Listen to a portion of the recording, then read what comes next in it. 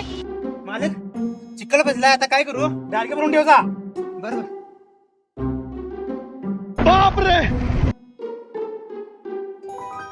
अरे डाळकी कुठं आहे का? आहे की भरून ठेवल्यात की तिथं? अरे ती आणजा की डाळकी. म्हणजे आणायची वेळ आली. हा, आणायची. बरोबर, आणतो आणतो. आण जा.